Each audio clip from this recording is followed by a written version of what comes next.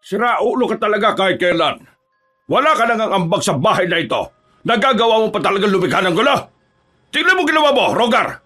Dahil sa kabastusan mo, lahat ng mga kasambahay natin ay nagsisialin sila. Natatakot sila sa kamanyakan mo. Kabastusan?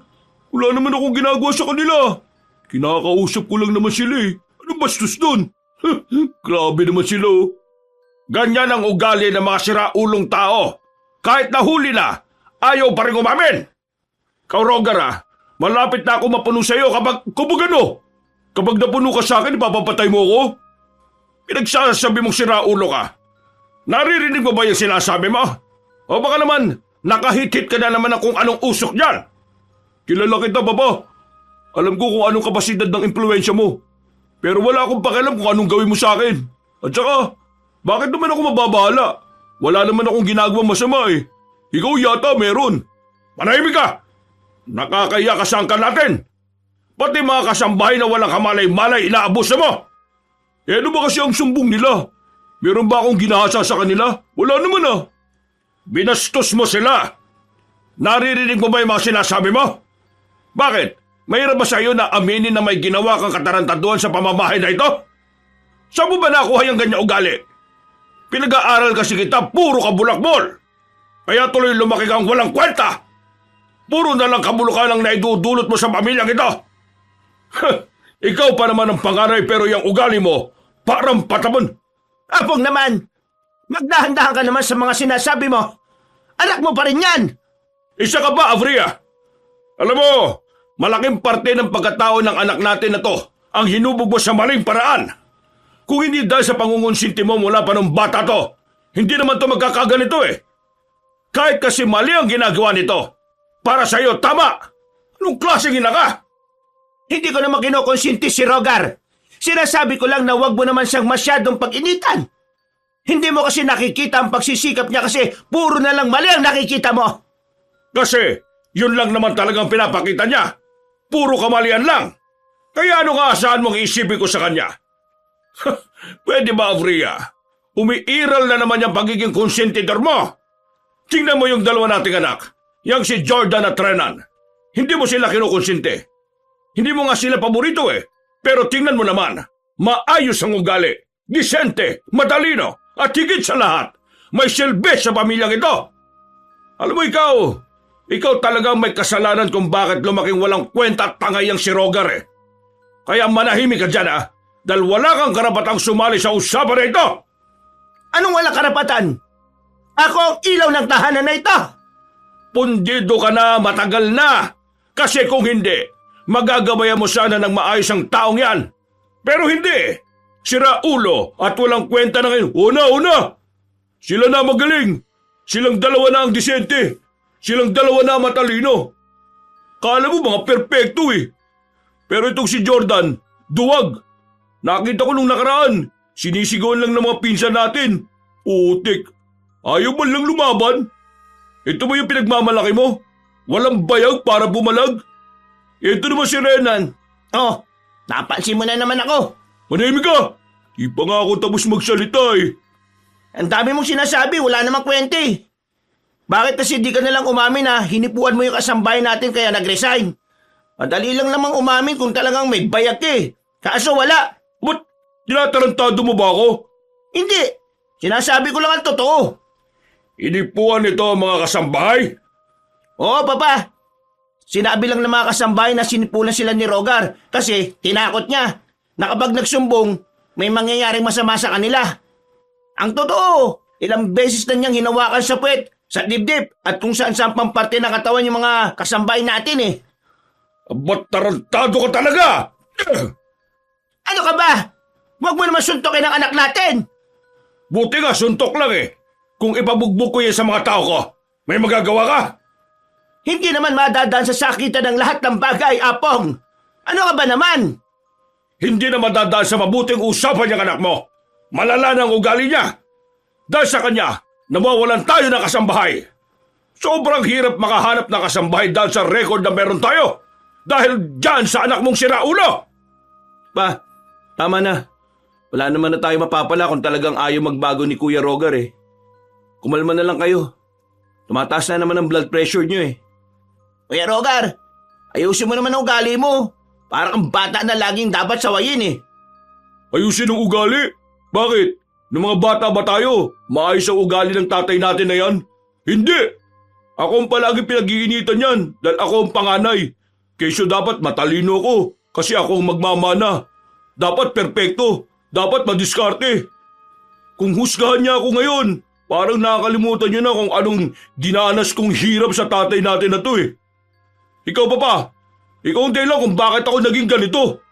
Masyado mong pinresyo ng utak ko. Sa murang edad ko pa lang. Kaya ako naging ganito. Kaya wala kang karapatan na magreklamo kung ano ko ngayon. Kasi ikaw lahat ng dahilan kung bakit ako walang kwenta sa paningin mo. Lumabas na lamang ng mansyon ng lalaking si Rogar. Sinundan naman ito agad na matandang babae na si Doña Avria. Napapabuntong hininga na lamang ang Don. Inalalaya naman ni Jordan at Renan ang kanilang ama para makaupo sa sofa. Ay nako, yan talagang kuya niyo. Wala na talagang maasahan dyan. Kapag ako nainis, ipapatapon ko na sa ibang lugar yan para hindi na maggasik ng kabastusan dito eh. Di na kailangan gawin yan pa. Ang kailangan natin, kausapin ng maayos si kuya. Naniniwala ko na kaya niya pang magbago. Kuya Jordan naman, pinagsasabi mo. Kung kaya niya magbago, dapat noon pa niya ginawa. Noon pa man, wala naman ang kumakausap sa kanya ng tama eh. Palagi siyang binubulyawan. Wala ni isa sa atin ang nagpapaintindi ng mga bagay na dapat niyang gawin. Kaya pakiramdam niya tuloy, wala tayong pakialam eh. Seryoso ka ba sa sinasabi mo? Maraming atraso ang kuya mo sa'yo. Pero ikaw, yan pa rin ang iniisip mo? Kahit naman kasi marami siyang atraso sa akin, hindi ko pa rin naman mababagong katotohanan na magkapatid kami pa. Nakikita ko kay Rogar na kaya niya pang magbago. Kailangan lang natin siyang akayin ulit sa liwanag. Ay nako, hindi ko na alam. Napapagod na ako. Sobrang daming kahihiyan na ang dinudulot niya sa akin at sa pamilya natin. Kuya Jordan, siguro ito na ang panahon para tanggapin mo na hindi na talaga magbabago ng ugali si Kuya Rogar. Masyado na siyang maraming ginagawang mali eh. Inaanay niya ang pamilyang ito. Para agapan yun, dapat palayasin na siya dito. Kahit naman palisin mo siya rito, gagawa at gagawa pa rin naman siya ng kalokohan. Kaya anong pagkakaiba nun? Mas mahihirapan lang tayong obserbahan siya kung wala siya rito sa mansyon. Ewan ko na. Hayaan niyo na muna ako makapag-isip. Ang mahalaga sa akin ngayon ay kayong dalawa. Hindi kayo katulad ni Rogar. Masaya na ako ron. Sige na. Agad na lang ako sa itaas. Renan, asikasuhin mo na ulit yung paghahanap ng mga kasambahay, ha? Sige, Papa. Ako na pong bahala dun.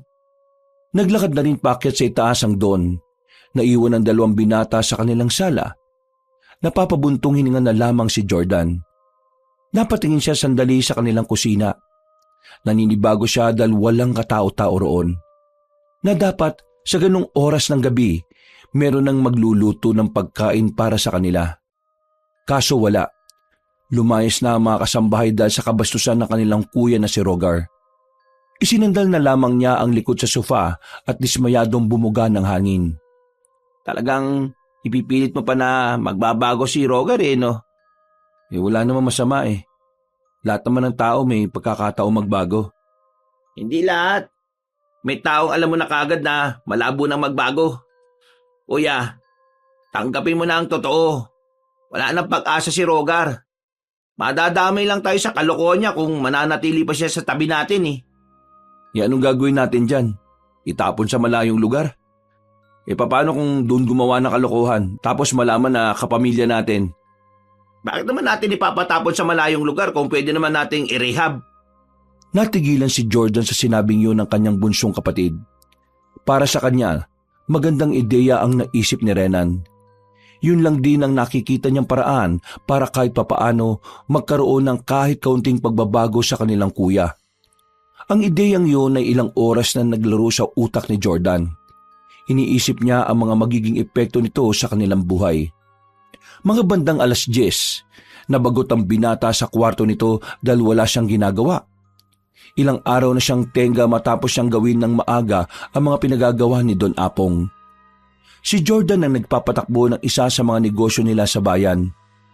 Petiks-petiks lang ang gawain niya roon dahil magagaling naman ang kanyang mga tao. Si Renan naman, nagpa-practice pa lang itong humawak ng negosyo. Ay nako, makalabas na nga muna.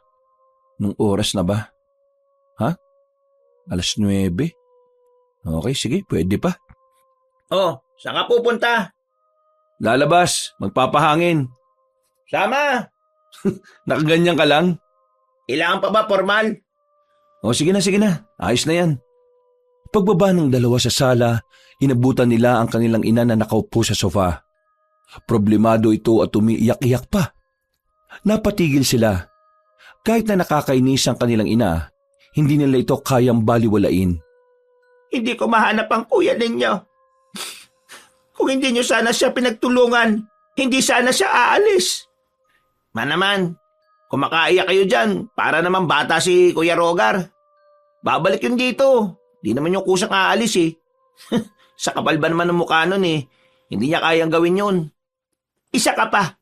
Isa ka sa mga dahilan kung bakit nagkaganon ang kuya ninyo. Huwag niyo ako sinisisi dyan ha. Hindi ako magulang ni kuya. Renan, huwag ka nang sumagot. Hahanapin na lang namin si kuya. Total lalabas naman kami. Pinagsasabi mo. Akala ko mas... Sige na, unahin na muna natin to. Lumabas sila ng mansyon. Nakasimangot si Renan. Banas na naman ito. Ayaw kasi nitong sila pa ang maghahanap sa kuya nila. Samantalang meron naman silang mga tauhan. Kaya naman habang nasa biyahe ay tahimik lang itong nakatingin sa kanilang dinaraanan. Sa bayan lang naman pupunta yun eh. Saglitin na lang natin. Naku, bahala ka. Masyado ka kasi mabait eh. Huwag ka na magmaktol. Huwag magmaktol. Parang kinukonsinti mo na rin yung si Kuya Rogar eh. Ha? Pinagsasabi mo? Ginagawa ko to para mabuo pa rin yung pamilya natin. Di mo ba nakikita? Unti-unti na tayong nasisira. Hindi naman natin kasalanan yun eh. Kasalanan yun ni Kuya Rogar. Kasalanan din natin. Kung wala tayong gagawin, natahayaan lang natin makitang nawawasak ang pamilya natin. Alam kong bad trip ka kay Kuya Rogar. Pero pamilya pa rin tayo. Huwag natin sukuan yung tao. Hindi naman siya magkakagano kung sobra-sobra yung expectation ni Papa. Akala mo ba masaya ako na lagi niya akong pinupuri? Hindi. Kasi lagi niya naman kinukumpara sa akin si Kuya Rogar. Alam mo ba yung feeling ng kinukumpara? Hindi mo kasi naiintindihan eh. Kailangan na nating humiwalay sa kanya bago pa tayo madamay. Ano ba mahirap intindihin dun? Alam mo kung anong mahirap intindihin? Si Papa ang dahilan kung bakit siya nasira. Pero ngayon sira-sira na si Kuya Rogar, wala namang ginagawa si Papa para may ayos siya. Para siyang bumili ng laruan na nung nasira na, itinapon niya na lang. Nagigits mo ba ako? Kung hindi mo ingatan ng isang tao o bagay, dapat marunong kang mag-ayos nun kapag nasira mo. Yun ang sinasabi ko. Di, biktima pa pala si Kuya Rogar dito. Oo, biktima siya rito. Mga magulang natin ang may kasalanan ng lahat kung bakit tayo nagkaganito. Kasi sila ang nagpalaki sa atin eh. Nanahimik na ang binatang si Renan. Nakuha niya naman ang pinupunto ni Jordan kaya hindi na ito pinahaba pa ang usapan. Papandali na sana ni Jordan ang sasakyan pero nagulat sila nang biglang may lumitaw na babae sa kalsada. Muntik niya na itong mahagip. Buti na lang ay nakapagpreno siya kaagad. Uy, may babae pala. Saan galing yun? Hindi ko rin nakita eh. Tara, babay natin. Baka nasagi. Miss? Ayos ka lang ba? Pasensya ka na, hindi ko nakita eh. Bigla kang lumitaw dyan eh. Sa totoo lang, kanina pa ako naglalakad sa gilid. Akala ko kasi nakaparada lang kayo. Tatawid sana ako sa kabila, bigla kayong umandar. Hindi ko lang kayo nakita. Pasensya na ulit ha. Pero hindi ka ba namin nasagi? Hindi naman. Wala naman nangyari masama sa akin. Ganun ba? O sige, mag-ingat ka sa paglalakad ha. Saan ba punta mo? At bakit mag-isa ka lang sa ganitong katahimik na lugar? Galing pa ako kasi sa San Isidro kanina. Nag-a-apply ako ng trabaho eh.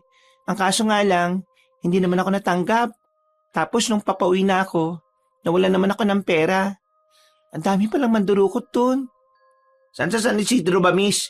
Dito malapit sa paanan ng bundok? Oo, doon nga. Nakko, marami talaga sila ulo doon. Pero ano bang ina-applyan mo ron? Cook ka ba? Marami kasing karinderya doon eh. Hindi. Nag-a-apply akong kasambahay. Yun lang kasing alam kong trabaho eh. Nagkatinginan na magkapatid. Sandali nilang tiningnan din ang babaeng si Paloma. Malinis naman itong tingnan at mukhang matino. Komportable silang kausapin ito. Alam mo, naghahanap din kami ng kasambahay eh. Kung gusto mong sumubok, pwede ka naman naming isama ngayon at iharap sa ama namin. Naku, maraming salamat. Pero anong oras po kayo pwedeng pumunta sa inyo? Gabi na kasi. Pwede po bang tanghali? Kasi meron din po akong applyan sa San Fidel na mansyon. Yung kay Don Apong po ba yun? Tatay namin si Don Apong. Hala, ang liit naman ng mundo. Saan ka ba uwi ngayon? Natihatid ka na lang namin. Para naman bukas sigurado makarating ka. Baka kasi mapahama ka rito at hindi ka na makapagtrabaho sa amin. Hindi na, malapit na rin naman ako eh. Kaunting lakad na lang dito. Pero maraming salamat ah. Ganun ba? Sige. Maga po akong pupunta bukas. Maraming salamat po ulit. Nakakatuwa kasi parang Diyos na mismo ang gumawa ng paraan para makatagpo ko kayo. O sige na, mag-ingat ka sa paglalakad ha. Eto nga pala yung calling card namin. Inabot ni Jordan ang kulay puting card na hindi naman kalakihan. Nakangiti naman itong tinanggap ng babae at nagsimula na rin maglakad palayo. Napailing na lang din silang magkapatid at muli na ring sumakay. Habang nagmamaneho, hindi mawala-wala sa isipan ng lalaking si Jordan ang itsura ng dalaga. Parang palagay niya kasi nakita niya na ang ganong klase na mukha. Pero hindi niya lamang matandaan kung saan. Ilang sandali lang, nakarating na rin sila ng bayan. Pinuntahan nila lahat ng maaaring puntahan ng kanilang kuya. Pero hindi nila nakita ang lalaki sa mga lugar na yon. Kanina pa tayo naghahanap pero hindi pa tayo nagiinom. Inom pa ba tayo? Tara, dun sa bar na yun. Inom na rin ako eh. Ay nako, sinayang lang natin yung oras natin sa paghahanap sa mokong na yun. Uminom ng alak ang dalawa. Hindi sila gaanong nagpakalasing dahil magmamaneho pa si Jordan pauwi. Mga 2 oras lang sila roon. Pagkatapos, naisipan na rin nilang umuwi. Bagsak agad sila at nakatulog. Nakalimutan na nilang sabihin sa kanilang ina na hindi nila nakita si Rogar. Kinabukasan ay maagang nagising ang 2 binata. Maaga rin kasi dumating yung babaeng hindi pa nila alam ang pangalan. Basta kilala lamang nila ito sa muka. Maayos ang suot ng babae. Matino itong tingnan at talaga namang litaw din ang kagandahan. Namamangha si Jordan. Mas maganda pala ito kapag maliwanag. Dinala nila ang babae sa guest room kung saan naroon din ang kanilang ama. Ang kailangan ko rito ay yung mahaba ang pasensya. Kasambay na maraming alam gawin pagdating sa kusina. Masipag, hindi tatamad-tamad, at hindi tutulog-tulog kapag may gawain. Galante ako sa pasahod. Hindi ko tinitipid ang mga kasambay ko rito. Kaya mo bang gawin ang lahat ng pinagagawa ko? Opo, kakayanin ko po. Meron na rin naman po kasi akong karanasan sa pagiging kasambahay at makakaasa po kayong hindi po ako tamad. Kahit nga po madaling araw, kumikilos po ako eh. Sinabi na rin kasi ng ibang kasambahayan dito pero kapag nagsimula na ang tatamad, sana naman hindi ka ganon. Ay siya nga pala, wala ka bang ibang kakilala na pwede mong isama rito? Kailangan kasi namin ng marami. Wala na nga po eh. Sa katunayan, wala rin naman po akong kaibigan. Trabaho lang po talagang ginagawa ko sa buhay ko. Bakit nga pala gusto mo magtrabaho? Para po sa lolo kong may sakit. Kailangan ko po ng pera para sa maintenance niya eh. Mukhang mabuting apo ka yata. Sana ganyan din ang panganay ko. Ay hindi bale, pwede ka na magsimula ngayong araw. Talaga po? Tanggap na po ako? Oo, tanggap ka na. Jordan, ikaw na bahalang magturo sa kanya kung saan siya titira ha. Renan, sumama ka sa akin. May pag-uusapan tayo sa negosyo mo. Maraming salamat po ulit. Miss, nakalimutan mo palang sabihin yung pangalan mo kanina. Ano bang pangalan mo? Nasa application ko po, sir.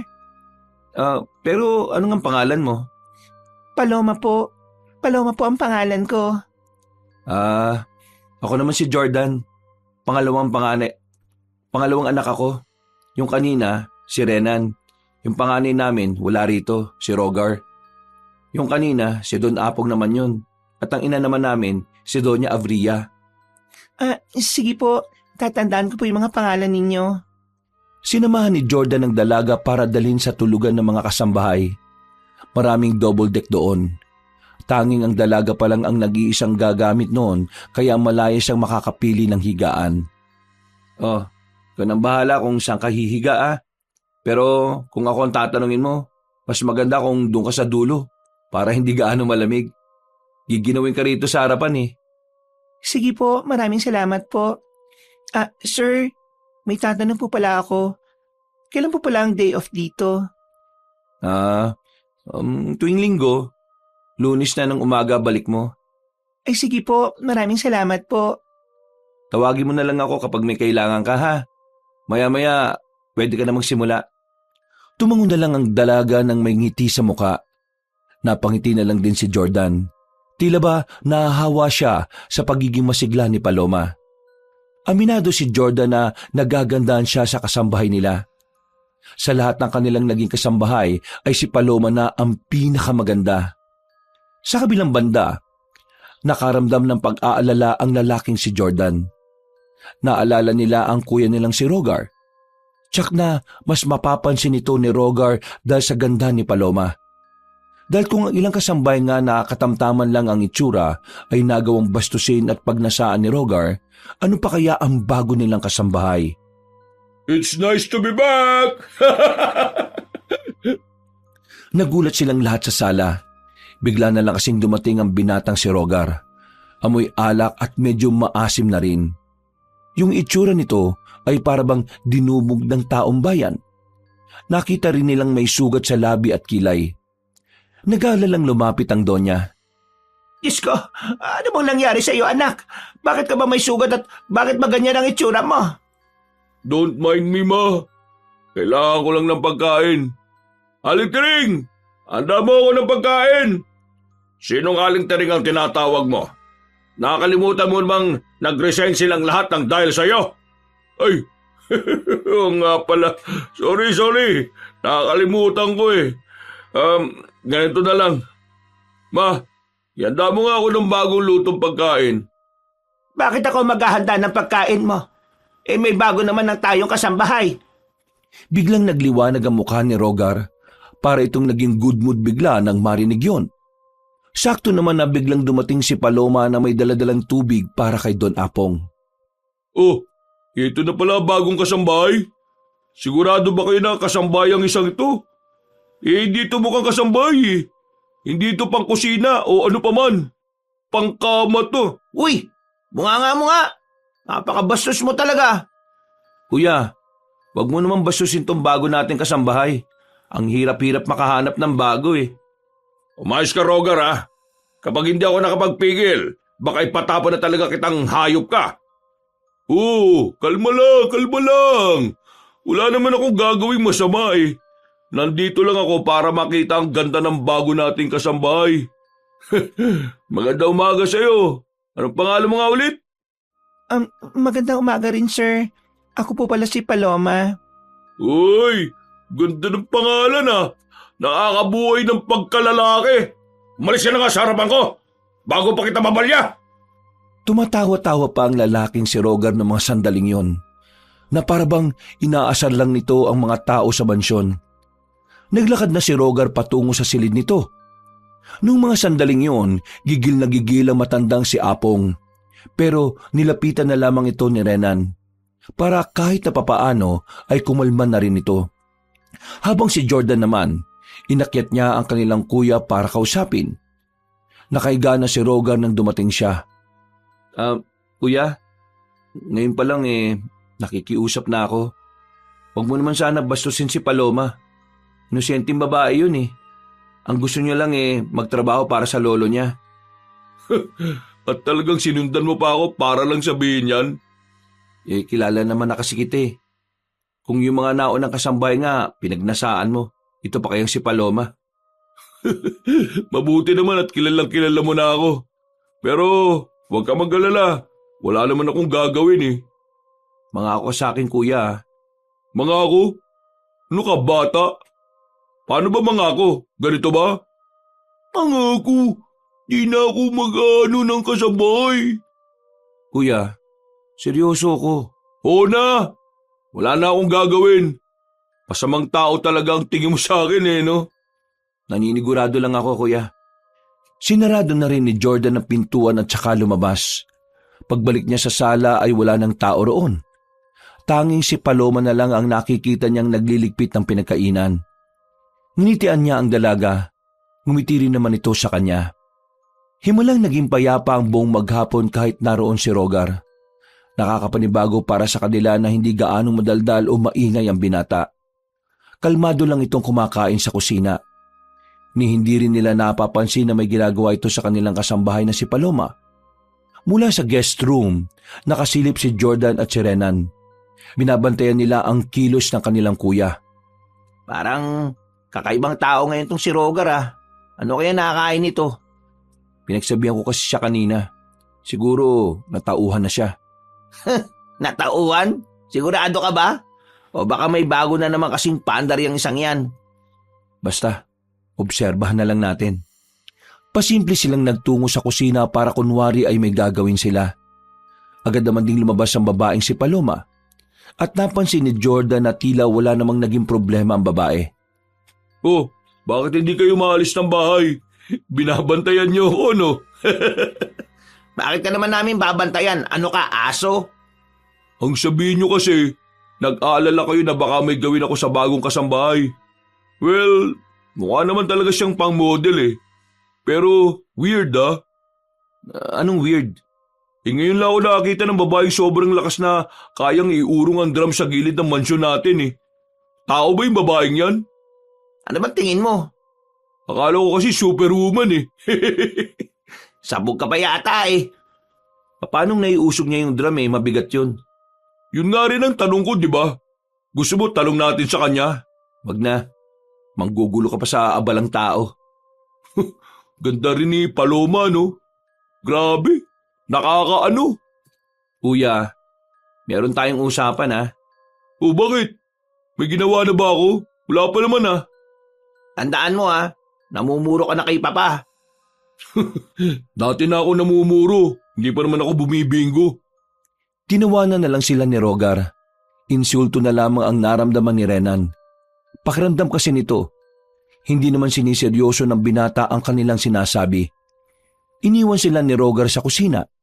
Napainom na lamang sila ng gatas.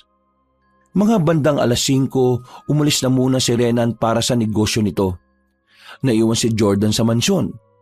Tanging si Doña Avria lamang ang naroon, pati na rin si Paloma. Dahil walang magawa si Jordan, naisipan niya maglakad-lakad na muna. Nakarating siya sa gilid ng mansyon kung saan naroon ang tambak nila.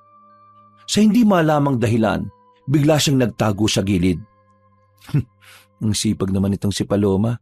Parang hindi naman to napapagod. Nanlaki naman ang mga mata ni Jordan nang makita ng dalawa niyang mga mata kung papaanong niyakap ni Paloma ang isang drum at saka inilipat sa kabila. Hindi siya makapaniwala. Sa pagkakaalam niya kasi, nung binuhat niya yon, dalawa sila ni Renan ang nagtulong. Walang ya. Paano nagawa ni Paloma yon? Totoo nga. Malakas talaga si Paloma. Napangiti si Jordan. Dahil kasi sa nakita niya, naintindihan na niya kung bakit parang ilag si Rogar sa dalaga. Malakas si Paloma. Sapat ng dahilan yon para makampante siyang papalag naman ng babae sakaling bastusin ni Rogar. Hindi na niya inabala pa ang dalaga. Binalikan na lamang niya ang kanyang ina at sinamahang manood ng TV sa sala. Sobrang tahimik na sa mansyon. Ganito namamayani ang katahimikan kapag pumapatak na ang 9:00 ng gabi. Tahimik na kasi ang mga kalapit na kabahayan. Ang mga tao naman sa mansyon ay maaga ring natutulog. Pero si Jordan, hindi siya dinadalaw ng antok kahit na anong gawin niya. Malikot lang siya sa higaan. Bukas yan! Pasok! Pumasok ang kanyang kapatid na si Renan. na kapwa niya ay hindi rin makatulog dahil sa hindi nila malamang dahilan. Oh, akala ko tulog ka na. O bakit? Anong kailangan mo? Matutulog ka na ba? Hindi pa naman. Patambay na muna ako. Sama ng panaginip ko kanina eh. Nakatulog ka na pala kanina. Hindi ko alam kung tulog ba yun o hindi. Kasi kakapikit ko pa lang tapos parang may biglang panaginip na kaagad ako. Ano bang panaginip mo? Aswang daw. Aswang? Weirdo naman yan. Bakit aswang? Oo, aswang. Hindi ko nga rin alam kung bakit biglang aswang ang panaginip ko. Ano bang nangyari sa panaginip mo? Galit na galit daw yung aswang. Parang gusto niyang magiganti. Pero hindi ko rin alam kung bakit. Alam mo, tigilan mo na yung kakainom mo ng kung ano-anong vitamins ha. Kung ano-ano na lang yung napapanaginipan mo eh. Ha? Wala namang connect yun sa panaginip ko eh. Di ka naman doktor kung makapagsabi ka. Siya nga pala. Wala pa rin akong mahanap na kasambahay na iba ha. Halos lahat ng nag-a-apply kapag nalalamang dito silang magtatrabaho, umaatras eh. Loko kasi itong si Rogar eh. Nagkaroon patuloy tayo ng bad record sa mga agency. Tingin ko nga, hindi na natin kailangan ng iba pang kasambahay eh. Anong hindi? Anong tingin mo kay Paloma? Hindi napapagod? Exactly. Parang hindi nga siya napapagod. At ang lakas-lakas niya pa. Alam mo ba kanina, nakita ko rin yung pagbubuhat ni Paloma ng drum tapos inilipat niya sa kabilang pwesto. Totoo yung sinabi ni Kuya Rogar. Ha? Joke ba ito? Hindi nga. Nakita ko talaga. Naalala mo ba yung mabigat na drum sa gilid ng mansyon na to? Niyakap lang ni Paloma tapos binuhat niya para ilapag sa kabilang parte. Ano? Totoo? Ang kulit. Totoo nga. Ako na nga nagsasabi sa iyo eh. Hindi kaya sadyang batak na batak lang ang katawan ni Paloma sa trabaho kaya ganun siya kalakas? Pwede rin namang ganyan. Pero nakakamangha pa rin. Dahil sa kakaibang lakas na pinapakita ni Paloma, naisipan ni Jordan na obserbahan ang lahat ng kilos nito. May mga pagkakataong nalilito na ang binata. Madalas kasi ay mainhin naman si Paloma. Kung minsan nga hindi na marinig ang boses nito. Sa mga nakalipas na araw, masasabi niyang wala naman silang magiging problema kay Paloma. Masipag ang babae. Talagang hindi rin ito nagpapahinga hanggat may mga gagawin pa. Samantala, wala rin namang sinusumbong si Paloma sa kanila. Himalang walang ginagawa sa babae ang kuya nilang si Rogar. Minsang malakas ang ulan. Ang bira naman buhay to oh. Kung kailan tayo naglalakad, saka naman biglang bumusang malakas ang ulan. Alam mo namang inaayos yung sasakyan natin kanini. Sana pala, dinala ko na lang yung payong. Nakasilong ang magkapatid sa isang abandonadong tindahan. Inabutan na sila ng malakas na ulan matapos nilang bisitahin ang biniling lupa ng kanilang ama. Hindi naman kalayuan ng mansyon mula sa kinalalagyan nila. Kung tutuusin, kung tatakbuhin nila yon, ay makakarating sila ng 5 minuto roon. Ang kaso nga, parehong lamigin na magkapatid. Ay, siya nga pala. Wala bang naisusumbong si Paloma sa'yo? Wala naman. Bakit? May nasabi ba siya sa'yo? Wala nga rin eh. Kaya nga nagtataka ako eh. Hindi umaaligid sa kanya si Kuya Rogar. Malay mo naman kasi nagbabago na. Nagbabago? San banda? Hindi pa rin ako kampante no. Tingin ko, nabuelo lang yung kapatid natin eh. Pero nahihiwagaan na ako kay Paloma eh. Bakit? Ano ba mga napapansin mo? Bukod sa malakas siya, ang bilis niya rin kumilos. Tapos isang beses, malayo siya sa akin may binulong lang ako tungkol kay Kuya Rogar. Nagtaka ako kasi narinig niya yon. Sabi ko kasi, sira ulo si Kuya Rogar. Tapos lumapit siya sa akin at sinabi niyang hayaan ko na lang daw kasi hindi naman daw siya sinasaktan o binabastos. Ha? Anong gusto mong sabihin? Nagtataka ako. Niisip ko, tao ba talaga si Paloma? Walang yan naman tanong yan. Malamang oo. Ano man tingin mo sa kanya? Unggoy.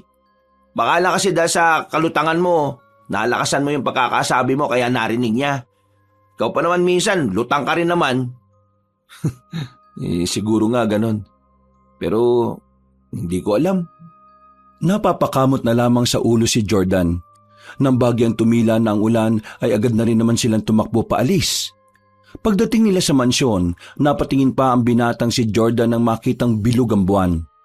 Pagpasok nila sa sala, narinig na naman nilang nagagalit ang kanilang ama. How many times do I have to tell you na wag mong bibigyan ng perang sinaulong yon? Mahirap bang intindihin ang sinasabi ko, Abria? Hindi ka ba naawa sa anak mo? Siya lang ang walang pera sa magkakapatid.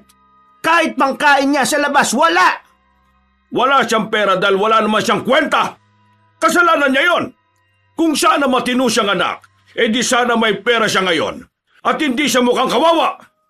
Ikaw nga, Abria, wag mo ngang ini-spoil ang taong yon. Pabayaan mo siyang magbanat ng buto para magkapera siya. Anong klaseng ina ka na kinukonsinti mo ang kahinaan ng pagiging inutil ng anak mo? Hindi mo maintindihan ang saloobin ng isang inaapong. Kasi kahit na kailan, hindi ka naman naging mabuting ama sa kanya. Palagi mo na lang siyang pinipressure sa maraming bagay noon. Kaya siya nagkaganyan kasi hindi niya naramdaman ang kalayaan na gusto niya. Ako pa ngayon ang may kasalanan. Kasalanan ko na nagkaganon siya kahit na ang gusto ko lang naman ay sundan niya ang yapak ko. Pero ayaw nga niya sa landas na gusto mo. May sarili siyang buhay kaya dapat mong igalang yon. Sariling buhay? Ganyang buhay bang sinasabi mong sarili niya? Oo, ganitong buhay. Pero naisip mo ba kung bakit naging ganito ang buhay niya, Apong? Umalis ka na nga sa harapan ko bago pa kita masaktan. Ganyan ka eh. Kapag pinamumukha ko sa iyo ang pagkukulang mo bilang ama, palagi ka nalang umiiwas. Palibhasa, wala ka ring kwentang ama. Manahimik ka! Pa, Manahimik ka! pa, wag naman ganyan. Wag mo nang saktan si mama. Agad na inawat ni Rena ng kanilang ama, habang si Jordan naman ay umalalay kay Doña Abria para makatayo. Wala ka nang pakinabang sa akin, ganyan ka pa magsalita. Buisit kang babae ka! Hindi mo na nga ako mapaligaya sa kama kasi wala ka ng asim. Gaganituin mo pa ako? Napakasira ulo mo! Hindi ako nagsumikap maging mayaman para lang pagsalitaan mo ko ng hindi maganda. Lumayas ka sa harapan ko bago pa kita masaktan ng malala! Renan, sige na. Hatid mo na muna si mama sa kwarto niya. Ako nang bahala rito. Ikaw ang tunay na masama rito. Hindi ang anak natin. Inakay na ni Rena na matandang babae. Pinapakalma naman ni Jordan ang kanilang ama. Nang mahimasmasan na ang Don, kinausap ito ng maayos ni Jordan. Pa, hindi niyo dapat sinaktan si mama. Kahit na ano pa man ang pinag-uusapan niyo. Di ba kayo nagsabi sa amin dati na kahit ano mangyari, wag na wag kaming mananakit ng babae? Sumusobra na kasi ang mama mo eh. Lalo niya lang pinalalaki ang ulo ng kuya niyo. Nakakabwisit! Paloma! Paloma! Nasaan ba tong babaeng ito? Sir, bakit po? Ano pong ipag-uutos nyo? Itimpla mo nga ako ng tsaa. Ang sarap ng timpla mo ng nakaraan eh. Nagustuhan ko. Sige na. Itimpla mo ako para naman marelax ako ngayon. Opo, masusunod po, Don Apong. Nagmamadaling umalis ang babae. Napansin pa ni Jordan ang tingin ng kanyang ama habang papalayo si Paloma. Mga ilang sandali lang naman ay naging kalmado na rin ang Don. Si Jordan naman, umakyat na lang din. Maaga siyang dinalaw ng antok ng mga sandaling yon. At maya-maya nga lang din, tuluyan na siyang pinagharian ng antok. Nagising siya dakong 3:00 na madaling araw. Hindi niya rin alam kung bakit basta pakiramdam niya ay merong nakatitig sa kanya. Bakit bukas yung bintana? Nakasarado naman to kanina. Naglakad siya papalapit doon. Bago niya isinarado ang bintana, meron siyang napansin na kakaiba. Para bang may bakas ng paa sa tapat ng bintana niya. Kitang-kita niya yung kasi nakabukas pa ang ilaw sa labas. Dahil nga kagigising lang at wala pa sa tamang wisyo, hindi niya na lamang yung pinansin. Bumaba na lang siya sa sala. O Paloma, bakit hindi ka pa natutulog? Ang dilim-dilim na dito sa sala. Anong ginagawa mo? Naglilinis po ako sa ilalim ng sofa. Ha? Naglilinis? Anong oras na oh? At saka, bakit hindi mo buksan yung ilaw? Ang dilim ah. Baka po kasi kapag binuksan ko yung ilaw magalit si Don Apong.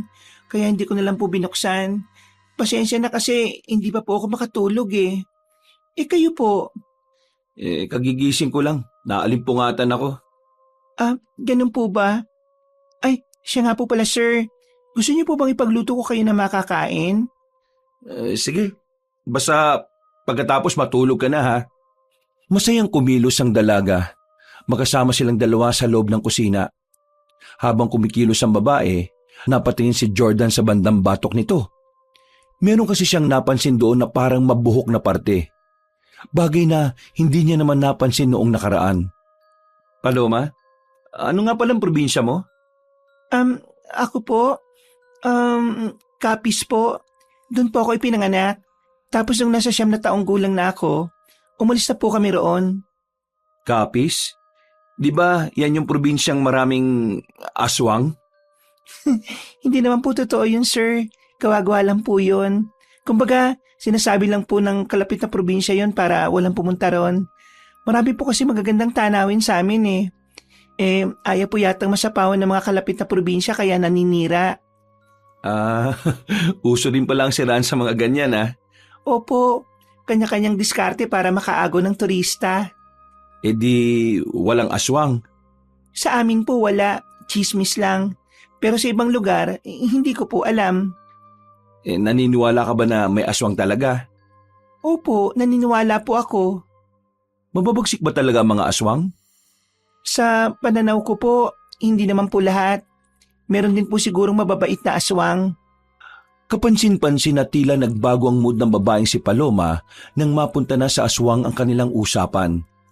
Hindi na rin naman komportable si Jordan sa ganoong klaseng usapan kaya tinigil na rin niya. Hindi rin kasi siya interesado sa mga bagay na mahirap naman talagang paniwalaan. Kinabukasan, hindi na nakatulog si Jordan. Inasikaso na lamang niya sa umagang yun ang mga alaga nilang manok. Buti pa itong mga manok patila-tilaok na lang Sa sarap ng buhay. Yeah! Oh, aga mo may lakad ka? Oo, pero dyan lang naman sa farm natin. Bakit ganyan ang mukha mo? May nangyari ba? Tumawag sa akin kanina si Mang Dodong Muntikan na raw madali mga baboy at manok natin. Ha? Paano munti ka nang madali? Ewan ko nga rin Basta parang may mabangis na hayop daw na lumapit doon kanina madaling araw. Mabuti na lang sa farm pala natulog si Mang Dodong. O sige, hintayin mo ako. Sasama ako. Bilisan mo Agad na pumasok si Jordan sa mansyon. Nakabanggaan niya pa si Paloma sa hagdanan.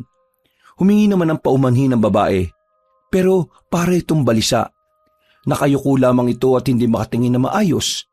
Napapailing na lamang si Jordan at hindi na lang din niya pinagtuunan yun ng pansin. Sigurado ka ba mabangis na hayop yung nakita ni Mang Dodong? Hindi ko nga rin sigurado teka, Mang Dodong! Mang Dodong! Makilang beses nilang kinatok ang pintuan. Ilang sandali lang ay lumabas na rin ang matandang lalaki na nagkukusot pa ng mga mata. Nako, baka napuyat po yata kayo kakabantay. Magandang umaga po nga sir. Ali kayo, pasok po kayo. Agad silang hinandaan ni Mang Dodong ng mainit na kape. Napangiti naman si Jordan. Amoy na amoy kasi ang aroma nito. Masarap talaga kayo magtimpla ng kape, Maraming salamat po sir. Mang Dodong, gusto ko lang po sanang itanong ulit. Ano po ba talaga yung nakita nyo? Isang matangkad na aso. Asong matulis ang tenga.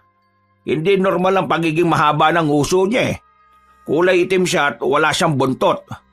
Tinutukan ko ng ilaw yung aso na yon, kaya nakita ko kulay pula ang mga mata. Pilit niyang binubuksan yung kulungan ng mga baboy. Buti na lang, nagising ako. Kinuha ko yung 2x2, pinalo ko yung asong itim.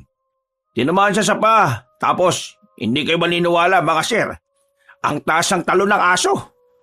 Nakikita niyo po ba yung puno ng mangga dyan? Ayun, lumundag sa paakyat doon tapos saka umalis na rin. Kilala nila si Mang Dodong. Hindi yun mahilig gumawa ng kwento-kwento lang. Sa halos 3 dekada na nitong natatrabaho sa pamilya nila, yun lang ang unang pagkakataon na may kinuwento matanda ng ganon. Kaya naman, laking pagtataka ng magkapatid kung ano nga ba talaga ang nilalang na nakita ni Mang Dodong. May naisip po ba kayo kung anong klaseng aso yun? Hindi aso yon sir. Hindi hayop. Ano? Aswang po. Aswang po yung nasa isip ko. Baka po aswang yung nakita ko. Aswang? Nagiging aso din po pala mga aswang? Base sa pagkakaintindi ko, ang mga aswang kayang magpalit-palit ng anyo bilang hayop. At ang pagiging aso ang isa sa pinakamadalas nilang gawin. Totoo nga talaga ang aswang. Ang weirdo lang no? Nung nakaraan, aswang ang panaginip ko. Tapos ngayon, literal na may aswang na talaga. Sir, baka mamaya yun ang ibig sabihin ng panaginip mo. Hindi ko alam. Pero ano bang pwede natin gawin sa ganito? Baka pestehin ng mga alaga natin. Albularyo lang naman ang makakatulong sa atin. Pero wala namang albularyo dito. Sige, ganito na lang ang gawin natin. Yung ibang mga tao ni Papa, patambayin natin dito sa farm ng gabi. Para naman may kasama ka magbantay, Mang Dodong. Ay nako, mabuti pa nga ho. Kinakabahan na rin kasi ako na baka kapag nakatulog ako mayari na lang tuluyan to mga alaga natin. Nang makabalik na sila sa mansyon, agad nilang pinaalam kay Don Apong ang nangyari. Kagaya ng kanilang inaasahan, hindi naniwala sa kanila ang ama sa halip na buwisit pa ito sa kanila. Niloloko niyo ba ako? Tanghaling tapat? Kung ano-anong pumapasok sa utak ninyo? Pa, hindi kami gumagawa ng kwento. Itong sinabi sa amin ni Mang Dodong. At kilala niyo naman si Mang Dodong, di ba? Hindi siya basta-basta nagkukwento kung wala lang. Kaya alam namin na totoong nangyari yun. Naniniwala kayo sa aswang? Moderno na ang panahon ngayon. Makakapal na ang mga cellphone ninyo. High-tech na mga cellphone ninyo at hindi na dikipat. Tapos sasabihin niyo sa akin na may aswang? Papa, kahit na moderno ng panahon ngayon, nasa lugar naman tayo na kung saan probinsya ang pamumuhay. Kaya naman, hindi malamang Sinasabi mo bang tanga ko? Pa, hindi. Alam kong probinsya pa rin dito. Hindi naman ako tanga Ang sinasabi ko lang, walang aswang. Walang ganyan. Hindi yan totoo. Si Dodong, baka mamaya wala na naman magawa yan. Pero kilala mo naman si Mang Dodong pa. Matinong tao yun. At isa pa, loyal sa atin yun. Hindi yung gagawa ng bagay na ikasisira niya sa atin. Kung wala kayong ibang sasabihin na matino sa akin ngayon pwede bang umalis na muna kayo sa harapan ko? At baka malintikan pa kayo sa akin? Pero pa, Renan, tama na. Tara na. Bumuntong hininga na lamang si Renan.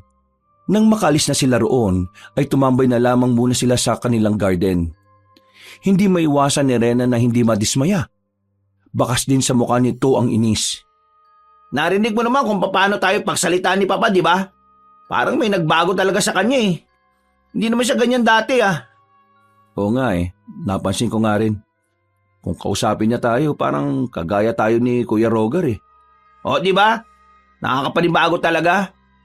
Ano kaya nangyari sa isang yun? Hindi na nakasagot pa si Jordan nang makita nilang papalapit sa kanila si Paloma. May daladala itong pantabas ng damo. Nakangiti pa ito na makalapit na sa kanila. May gagawin ka ba rito? Aalisin ko lang po yung mga ligaw na damo. Pero kung hindi pa po kayo tapos mag-usap, ayos lang naman po. Doon na po muna ako sa kabila. Hindi. Ayos na kami. Tapos na kami mag-usap. Teka lang. Anong nangyari dyan sa kaliwang paa mo? Bakit namamaga? Nang mapansin yun ni Jordan, tila nakaramdam ng pagkailangang babaeng si Paloma. Parang gusto nitong itago ang paa nito pero hindi nito magawa dahil walang pagtataguan. Ito po, ano po kasi, nabagsakan po yan ng bangkito kanina. Pero ayos naman na po ako. Yung totoo, masakit pa ba o hindi na? Kasi pwede ka naman naming dalhin sa ospital. Naku, hindi na po. Gagastos po kayo. Ayos lang naman po ako. Nahilot-hilot ko naman na po ito kanina At kung nakikita nyo, maayos naman po ang lakad ko. Sigurado ka Opo, okay na po ako.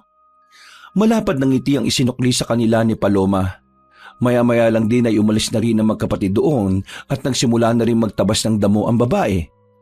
Nang nasa malayo na sila, napasulya pa si Jordan sa babae. Nahihiwagaan talaga siya kay Paloma. Hindi lang malaman kung bakit. Lumipas ng lumipas ang marami pang araw. Panibagong himala para sa kanila na walang ginagawang kabastusan si Rogar. Hindi na rin ito umuuwing lasing. Kung minsan naman, nakakausap na rin nila ito na maayos. Pero hindi pa rin nawawala ang ugali nitong mayabang at malakas makapang insulto. Samantala, hindi na rin naman dinalaw ng aswang ang baboyan nila sa kanilang farm. Mula nang may tumatambay ng tauhan nila ay hindi na nagpakita ang nilalang. Uy, Kuya Rogar, tapatin mo nga ako. Anong klaseng pakuluto? Teka naman, baka mag-away na naman kayong dalawa dyan ha. Di, tinatanong ko lang naman siya eh. Anong pakulo ba ang sinasabi mong ugo ka? Itong pagiging matino mo kunwari. Dahil hindi ba ako naaligid na sa babaeng yun matino na ako? Hindi ba pwedeng wala lang akong oras sa kanya? Ikaw, mawawalan ng oras sa magandang babae. Kailan pa nangyari yan? Abala ako sa ibang bagay, no? Oo, pinagnanasaan ko si Paloma hanggang ngayon. Pero wala akong panahon. Ayaw kong sayangin ang oras ko sa kanya. May iba akong pinagkakaabalahan. May ibang babae ka sigurong kinababaliwan eh, no? Wala ka na dun. Huwag kang ang pakilamero. Palibasa kasi ikaw. Wala nagkakagusto sa'yo kasi bansot ka eh. Tangkad mo nga eh. Wala ka namang utak. Oo, tama na. Yan na naman kayo eh.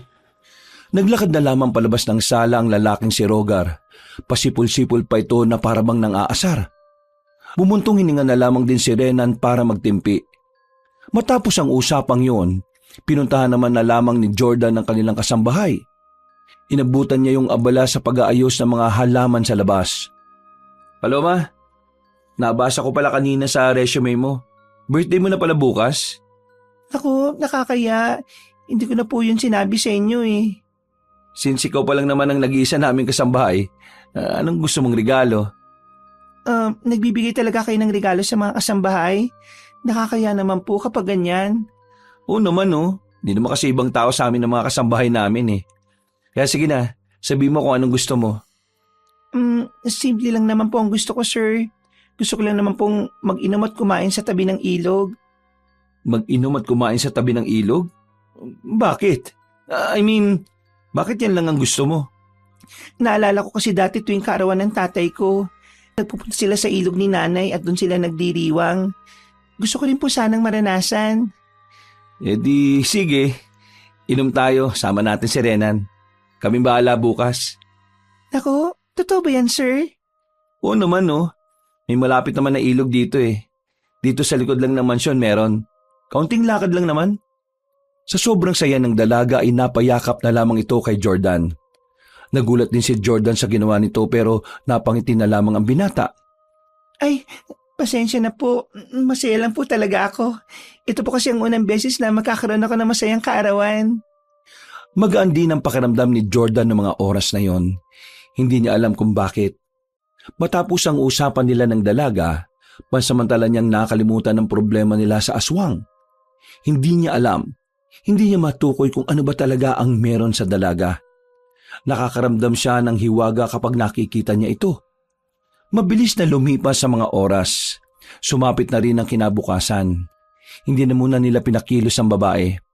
At pagsapit ng kinahapunan, daladala na nila ang alak at ang ilang pagkain na binili ng magkapatid. Kuya, sabi mo nga sa akin, may gusto ka ba sa kasambahay natin? Ha? Pinagsasabi mo? Ikaw ang may ideya nito eh. At hindi naman natin ito ginagawa sa mga kasambahay natin dati. Sus, nagsisinungaling ka pa. Basta, makisakay ka na lang. Mabait naman si Paloma, di ba? Kunwari ka pa. Huwag ka na nga magsalita, baka mamaya marinig pa tayo. Tinatawag niyo po ba ako? Hindi. Sige na, mauna ka lang. Diyan na yung ilog oh. Hindi nagtagal, nakarating na rin sila sa ilog. Merong malapad na paturoon kung saan nila inilatag ang mga dala nila. Perpekto ang pwesto nila. Napapalibutan din sila ng matataas na puno. Maaliwalas ang hapon na yon. Nakakadagdag din sa magandang mood ang tunog ng umaagos na tubig. Maraming salamat talaga sa inyong dalawa, sir. Hindi niyo po alam kung gaano po ako kasaya dahil dito. Hindi pa nga tayo nagsisimula, nagpapasalamat ka na. Pasensya na po. Sobrang saya lang po talaga. O sige na, kumain na muna tayo bago mag-inuman. Noong mga sandaling yun, parang magkakaibigan lang ang tatlo. Nang magkaroon na ng tama ng alak, hindi na nila namalayan ang mga lumalabas sa bibig nila. Tamang murahan, biruan at kwentuhan lamang ng kung ano-ano. Sa puntong ito, ay napagtanto na nga ni Jordan na may pagtingin nga siya sa babae.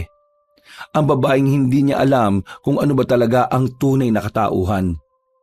Makalipas lang ang 3 oras, madilim na ang paligid. Nakatulog na ang 3 sa ibabaw ng malapad na bato nang dahil sa kalasingan. Hindi na nila alam ang mga nangyari. Nagising sila ng madaling araw na. Nagising sila dahil sa narinig nilang umiiyak na babae. Nang idilat nila ang kanilang mga mata, nakita nila si Paloma na wala ng suot na kahit na anong damit pang ibaba at pang itaas. Hindi nila alam kung bakit. Nang akmang lalapitan nila yon, ay takot na takot ang babae. Napalingon naman sila sa baba ng malaking bato. Nakita nila naroon ang lalaking si Rogar. Mahimbing ang tulog at mukhang nakainom din. Paloma, mali ang iniisip mo ha. Hindi kami ang gumawa niya sa'yo. Maniwala ka. Anong nangyari? Wala akong matandaan. Hindi, wala kaming ginawa. Agad na bumaba ng bato si Jordan. Hindi agad nito si Rogar at saka pinagsasapak agad sa mukha. Hindi pa nakontento si Jordan at pinagtatatadyakan pa nito ang nakakatandang kapatid. Magsasalita pa sana si Rogar, ang kaso nga lang ay sinipa naman ito ni Renan. Dumula si Rogar pababa at nalublob sa tubig. Gigil na gigil itong umahon at humarap sa dalawa. Ano ba problema nyo? Napakawalang hiya mong tao ka. Bakit mo pinagsamantalahan si Paloma? Kaya ka pala nagkukunwaring nagbabago ha. Dahil meron ka palang binabalak na masama. Ha? Anong pinagsasabi nyo? Hindi ko alam ang mga sinasabi. Huwag ka na magkaila pa. Alam naman naming hindi ka naman talaga magsasabi ng totoo eh. Kasi wala naman talaga akong ginawa. Wala kang ginawa? Bakit nagkaganon si Paloma? Bakit wala siyang suot na damit? Ewan ko sa inyo. Dumating ako rito, tulog na kayong 3. Kinuha ko lang naman yung tira niyong alak tapos ininom ko. Di ko nakala na malakas ang tama nun kaya bumagsak agad ako dun sa baba. Sa ating 3, ikaw lang ang pwedeng gumawa nun sa kanya. Pinagsamantalahan mo siya.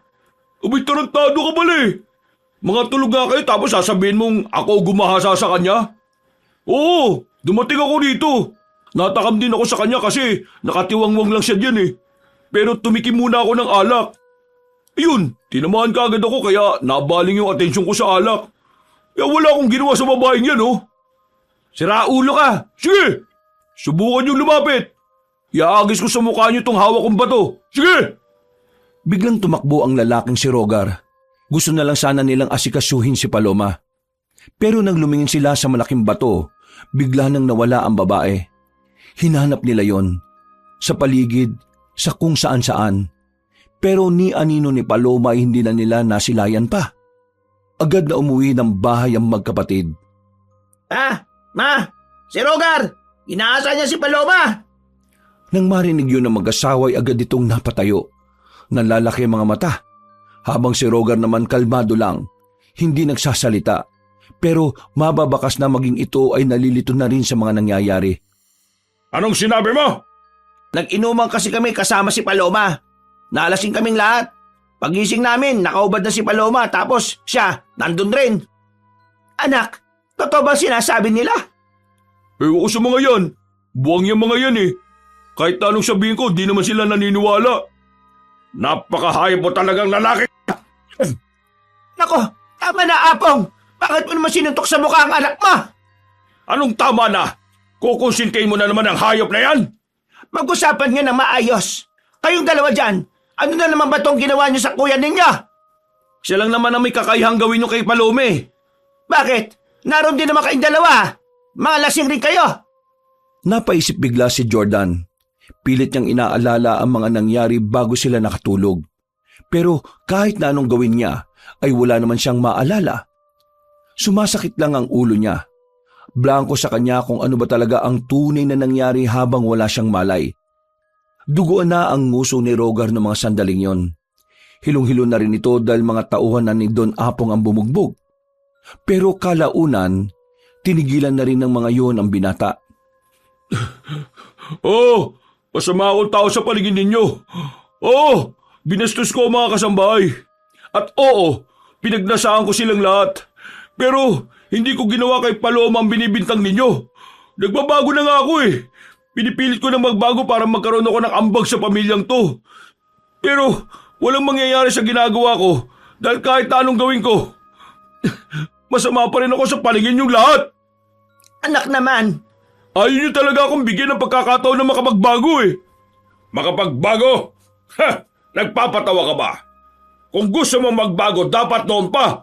Kung meron din dapat dito na magbago, ikaw rin yung papa. Akala mo ba hindi ko alam lahat ng mga illegal mong ginagawa? Tarantado ka ring tao pagdating sa negosyo, kaya huwag ka magmalinis dito. Ipapahuli ka namin sa ipahuli nyo. Sige, ipahuli nyo ako sa kasalanang hindi ko ginawa. Diyan kayo magaling eh. Ang idino ko sa mga bagay na hindi ko naman talaga ginawa. bakit hindi na lang muna natin paimbestigahan para malaman kung sino ba talagang gumahasa sa babaeng yon? Hindi. Hindi na kailangan ng investigasyon. Alam naman nating lahat na siya lang ang makakagawa ng ganung bagay. Hindi na nakapagsalita ang lalaking si Rogar. Agad-agad na itong tumakbo palabas ng mansyon. Sinubukan itong habulin ng kanilang mga tauhan pero hindi na nila nagawa nang sumakay na ito ng motorsiklo. Sira ulo talaga yung anak mo, Avria. Dapat doon ipakulong na. Hindi na natin mababagong ugali niya. Nagbabago na si Rogar, alam ko yon. Ako ang tumutulong sa kanya para makapagbago. Kailangan nyo lang akong paniwalaan. Hindi siya ang gumawa nun. Nung gabing yon, agad na pinakalat ni Don Apong sa mga kapulisan ang ginawa ni Rogar. Mabilis na lumiit ang mundo ng binata. Kahit sa mga ibang baryo ay kumalat na rin ang nangyari. Samantala, tahimik lang si Jordan at Renan noong mga sandaling yon. Nakatingin lamang sila sa ibaba. Makailang beses nilang tinatawagan si Paloma pero hindi na nila ito makontak. Muli nilang binabalikan sa kanilang isipan ang mga huling nangyari. Pero ang tanging naalala lang nila ay ang mga sandaling hindi pa sila nalalasing. Maupo ka nga, nahihilo na ako sa'yo kanina pa eh. Kuya, alam ko talagang hindi ako gumawa nun eh. Nakatulog na ako at wala na rin ako maalala. Mas lalong hindi rin naman ako. Si Rogar lang naman kasi makakagawa nun eh. Nandun siya at pagkagising natin. At nakakapagtaka na alam niyang doon tayo nag-inom. Pero ang mas nakakapagtaka, Ang alin? kung si Kuya Rogar ang nanamantala kay Paloma, dapat hindi natin siya nakikitang kasama nating natulog sa ilog. Hindi ka ba nakikinig? Ang sabi nga niya kanina, di ba? Nakatulog siya pagkatapos niyang ubusin yung tira nating alak. Alam mo naman kung gaano kalakas ang tama nun, di ba? Sino naman tanga na matapos manggahasa ng babae, magiinom ng alak sa mismong katabi ng biktima niya?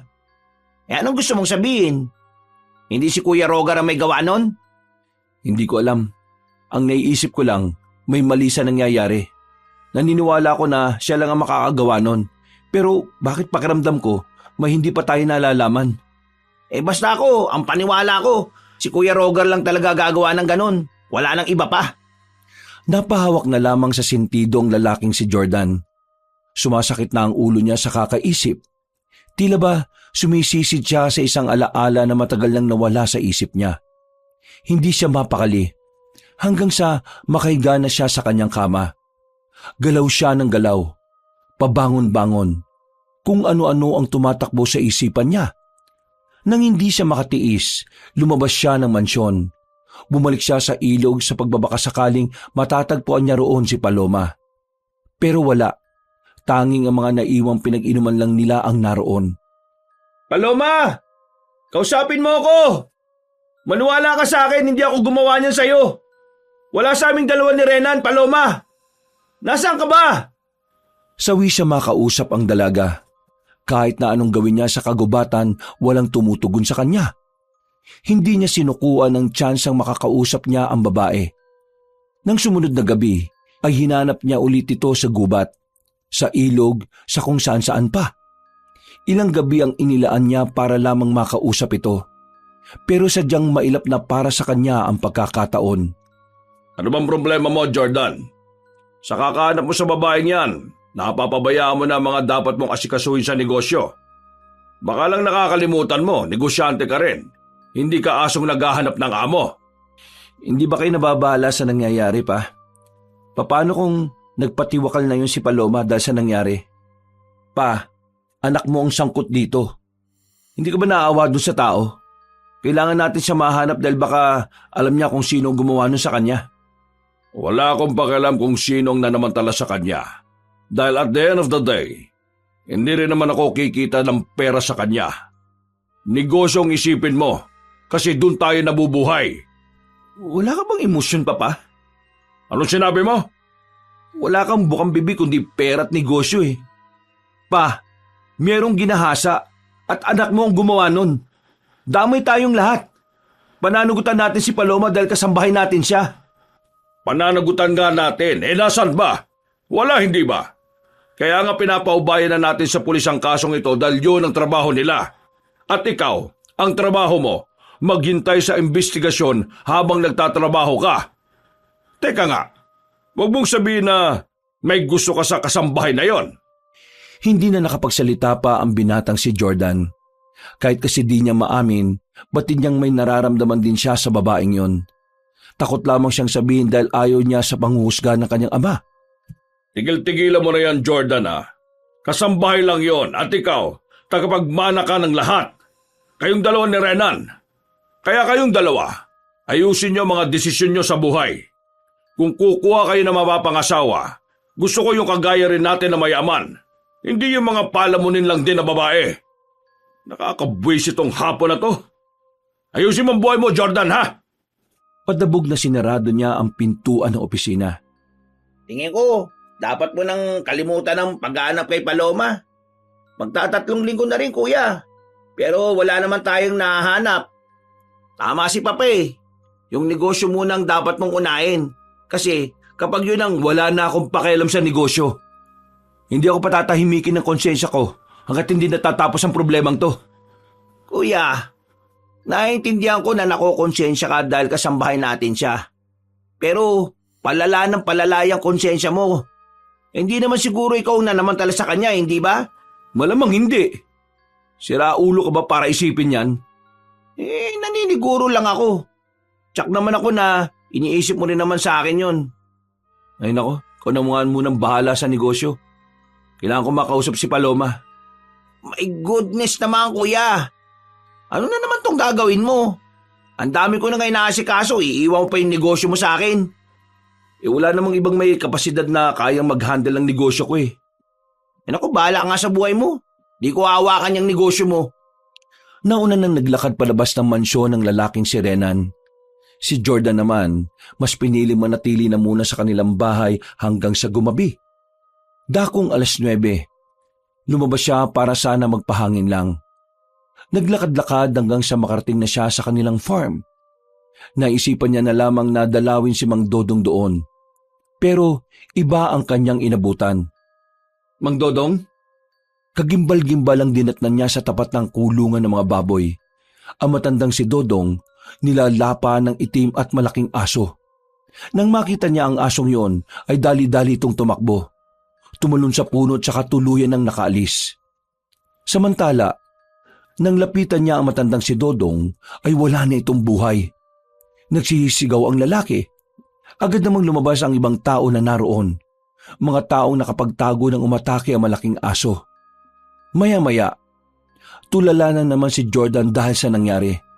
Balisa na naman siya. Kinausap siya ng mga pulis pero matipid lang ang mga salita na nagawa niya. Hindi pa siya nakakausad sa nangyari kay Paloma. Dumagdag pa ang nangyari kay Mang Dodong. Oh, magtubig ka muna para maimasmasan ka. Ano ba talaga nangyari?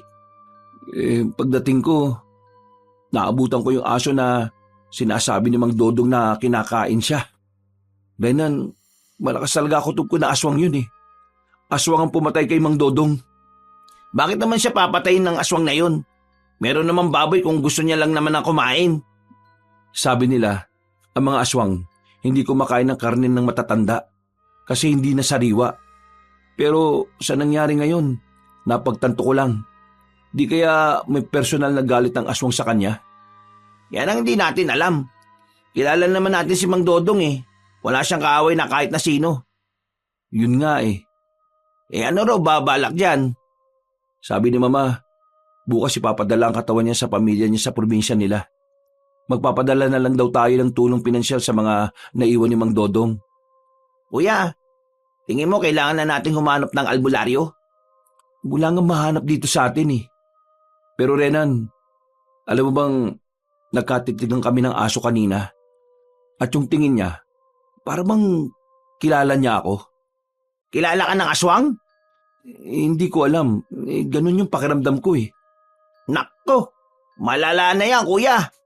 Kung ano-ano na lang ang naiisip mo. Baka nga kailangan ko lang talaga magpahinga. Ilang araw na rin kasi akong walang maayos na tulog dahil kay Palome. Isang malalim na paghinga na lamang ang nagawa ng binatang si Jordan. Makalipas pa ang ilang araw, naging pala isa pa na ang nangyari kay Mang Dodong.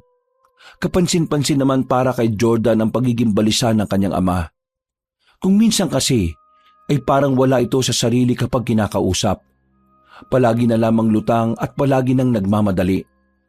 Bandang 10:00 ng gabi, nasa bahay ang binatang si Jordan. Namili sila ng alak. Ito ang magsisilbi nilang pampatulog sa gabi. Pagsakay niya ng kanyang sasakyan, nabigla siya nang biglang lumitaw si Rogar sa backseat. Kalmado, wala man lang bakas ng pagkataranta. Habang si Jordan naman, kinakabahan. Oh, kalma ka lang ha. Wala akong gagawin sa'yo. Sige na, paandarin mo na habang nakikinig kung anong sasabihin ko. Saan ka ba nagtago? Ilang araw ka nang hinahanap ng mga pulis ha? Kahit hanapin nila ako, hindi naman nila ako makikita eh. Ano ba kailangan mo sa akin? Gusto ko lang sabihin sa iyo na wala akong ginawa kay Paloma. Sinasabi ko to sa iyo dahil alam ko na kaya mo rin mag-isip ng walang kinakampihan. Nandun ka nung gabing yon. Paano mo nasabing wala kang ginawa? Wala sa ating tatlo gumasa kay Paloma. Naalala ko na. Anong naalala mo? Hindi ko alam kung maniniwala ka sa akin ha. Pero bahala na. Sasabihin ko pa rin. Oo, inamin ko nung nakita kong nakahiga si Paloma. Nakakita ko. Pero wala akong lakas ng loob na gawin yung binibintang niyo sa akin. Nangako ko kay Mama na magbabago na ako. Kasi gusto kong bumawi kay Mama. Kaya kinuha ko yung alak. Yung tira-tira. Tinikman ko. Aba, masarap pala. Kaya yun, naubos ko ng mag-isa yung kalahati. Akala ko matamis lang eh. Biglang pumutok yung tama. Boom! Lasing agad ako. Sige na, diretsuhin mo na ako. Napasandal ako sa bato na kilalalagyan nyo. Para akong mahihimatay sa sobrang kalasingan. Pero nung nakahiga na ako, naalimpungatan ako. May nakasagi ng pa ako eh. May dumating, 2 sila. Dinig ko kasing may kinakausap yung isa eh. Yung nagsasalita, matandang lalaki. Malabo siya sa paningin ko. Pero yung boses niya, kilala ko. Sino? Sino yung matandang sinasabi mo? Si Mang Dodong. Siya yung narinig ko nagsasalita. At meron siyang kinakausap nung nandun sila sa kinalalagyan natin. Imposible yung sinasabi mo. Si Mang Dodong? Pagsasamantalahan si Paloma? Buwang ka ba? Kilala ko si Mang Dodong. Mabait siyang tao. Pero paano kung nadidemonyo rin siya ng mga sandaling yun? Tumigil ka! Hindi magagawa ni Mang Dodong yun. Ayaw mo maniwala, di sige. May sasabihin pa ako na alam kong hindi ka rin maniniwala. Si Paloma? Alam mo ba kung ano si Paloma? Yung pinagsasabi mo. Hindi mo namang tao. Tao? Totoo ngang wala kang alam. Diretsuhin mo na kasi ako. Aswang. Ano? Si Paloma isang aswang. Hindi na nakatiis pa si Jordan. Lumabas ito ng sasakyan at hinilan niya rin palabas si Rogar. Malakas niya itong isinandal sa gilid ng kotse. Kanina, si Mang Dodong. Siya ang pinagbibintangan mo. Ngayon naman sinasabi mong aswang si Paloma. Sira ulo ka na ba talaga? Paano magiging aswang si Paloma eh? Ang ganda-gandang tao nun. Hindi mo ba alam na karamihan sa mga babaeng aswang ay magaganda? Manahimik ka! Yun ang totoo, Jordan! Yun ang totoo! Marahas na tinanggal ni Rogar ang pagkakahawak ni Jordan. Sa puntong ito ay seryoso na rin si Rogar. Nanlilisik ang mga mata nito at makikita rin ang galit sa muka. Nung araw na sinasabi ko sa yung hindi normal ang lakas ng katawan ni Paloma, yun yung araw na nagsimula akong magduda kung ano siya. Inoobserbahan ko mga galaw niya. At isang beses, nakita ko siya sa likod ng mansyon. Hubot-tubad. Hindi ko alam kung saan siya galing. Nung sumunod na gabi, meron ako nakitang asong itim sa likod ulit ng mansyon. Pero mga ilang sandali lang, biglang lumabas si Paloma mula roon. Hindi mo ba napapansin? Sa lahat ng kasambay natin, si Paloma lang ang hindi ko kinulit at nilalapitan. Alam mo kung bakit? Kasi takot akong mapatay ng isang aswang. Aswang si Paloma. Gusto mo ba ng katibayan? O sige, makinig ka. Lumingon-lingon muna si Rogar para tingnan kung may makakarinig sa kanila. Nang masigurong sila lamang ang naroon ay hindi na ito nagsayang ng oras. Tubong kapis si Paloma, alam mo yan. At hindi totoong walang aswang sa kapis. Dahil lahat ng napagtanungan ko, sinabi nilang may isang liblib na lugar sa kapis kung saan nakatira ang isang buong angka ng mga aswang. Sige, sabihin na natin na hindi porke sa kapis nakatira aswang na kagad. Paano mo mapapaliwanag yung mga luto ni Paloma na walang asin? Pero nilalagyan niya lang ng ibang pampaalat. Walang bawang, puro sibuyas lang. At ito bang pinakamatindi? Alam mo ba kung sinong pumatay kay Mang Dodong? Si Paloma. Bakit niya gagawin yun? Kasi konektado to sa sinasabi ko kanina. Si Mang Dodong ang narinig kong nagsalita nung nasa ilog tayo. Sa puntong ito, tila ba unti-unti nang nakukumbinsi si Jordan. Hindi niya inakala na darating ang panahon na kailangan niyang maniwala sa kagaya ni Rogar. Nanlalamig ang kanyang palad, pinagpapawisan, kinakabahan sa mga nalalaman. Hindi niya alam kung ano pa ang matutuklasan niya na magpapabago sa kanyang pananaw. Sige, sabihin na nga nating hindi kayang manamantala ni Mang Dodong. Paano kung kasama siya ron? At alam niya nangyari. Ngayon, ang tanong, sino yung kasama niya? Sino-sino sila? Pumasok si Jordan ng sasakyan at sinarado ang pintuan. Uy, wag mo kong iwan dito, si Raulo! Mabilis na pinatakbo ni Jordan ang sasakyan pabalik sa kanilang mansyon. Pinuntahan niya ang bahay ni Mang Dodong na nasa mismong farm lang din nila. Tinanggal niya ang kandado ng bahay. Pagbukas niya ng ilaw ay agad siya naganap ng ebidensya na magpapatunay sa lahat ng sinasabi ni Rogar. Ginulunan niya ang mga gamit doon pero wala siyang nakita na kahit na ano. Noong mga sandaling yon, mas lalo siyang naguluhan. Parang mabibiyak ang ulo niya kakaisip. Kahit siya rin ay hindi makapaniwalang kapagtatagpi-tagpi ang lahat ng mga pangyayari. Nang gabing yon, At naniwala ka naman sa kanya. Kay Kuya Rogar ka pa talaga nakinig ah. Kilala mo naman na si Raulo yun eh. ikinuwento ni Jordan ang lahat kay Rena nang nasa silid na sila para pag-usapan ang bagay na yon. Isipin mo nga kasi na maigi. Lahat ng sinasabi niya, nagtutugma sa isa't isa. Lalo na sa sinabi niyang aswang si Paloma. Kahit ako man din nagtataka sa kakaibang lakas ni Paloma. Hindi niya naman magagawang magbuhat ng drum kung normal siyang babae. Kung aswang si Paloma, bakit siya nalasing? Nalalasing din naman ng mga aswang, ano ka ba? Klaseng pag-iisip yan. Hindi ko kasi magets Paanong naisip ni Rogar na aswang si Paloma? Sinabi ko na nga lahat kanina, di ba? Nakikinig ka ba talaga? Nakakainis ka naman kausap Uy, kalma lang. Galit ka na kaagad Kailangan ko malaman kung anong ugnayan ni Mang Dodong sa nangyari at kung sino ang isa pa niyang kasama. Sila ang gumawa ng pananamantala kay Paloma. Alam mo ba yung dating bahay ni Mang Dodong sa Sitio 2? Di puntahan natin yung bahay niya. Baka doon may makita tayong ebidensya. Hindi na nagsalita pa si Jordan. Agad niyang kinuha ang jacket at susi na nakasabit sa pintuan. Mabilis silang umalis ng mansyon.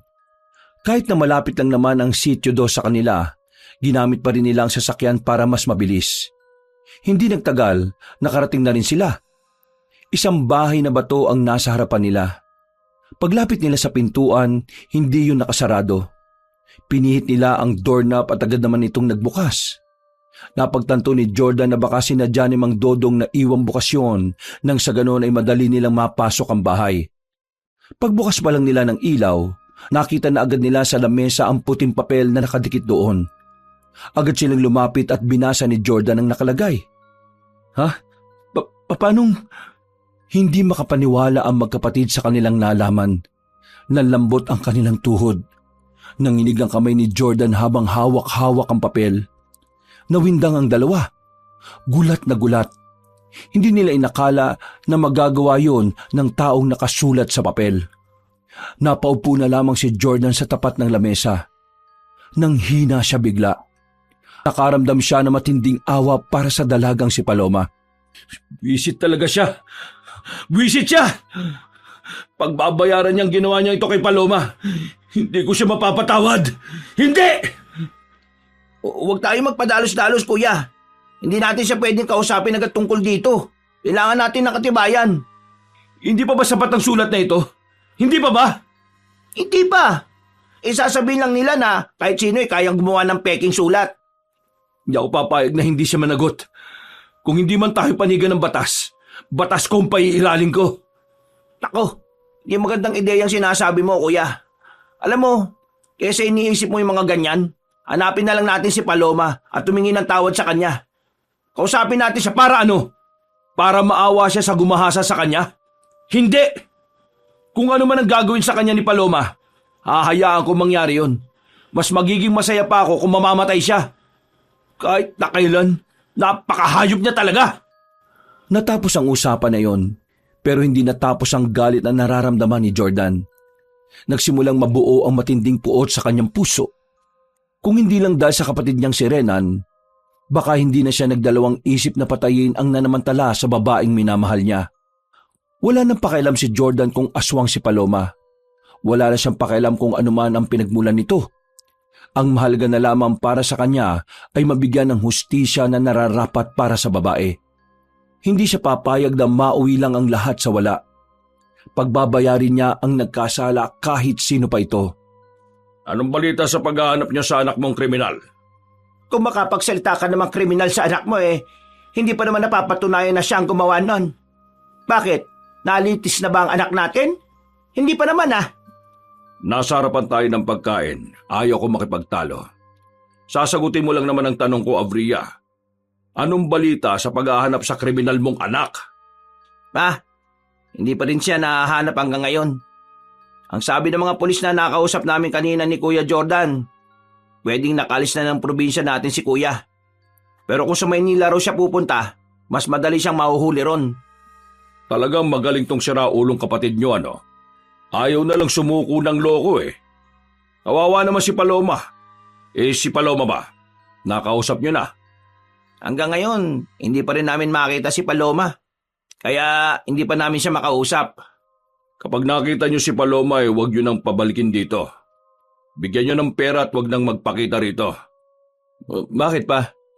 May atraso ba kayo kay Paloma? Anong sinabi mo? Ibig niyang sabihin, kung nahihiya daw ba kayo kay Paloma dahil sa nangyari? Aba malamang. Sinong hindi mahihiya sa ganon? Anak kong gumahasa sa kanya. Basta ako, naniniwala kong hindi si Rogar ang gumawa nun. Hindi niya magagawa yon.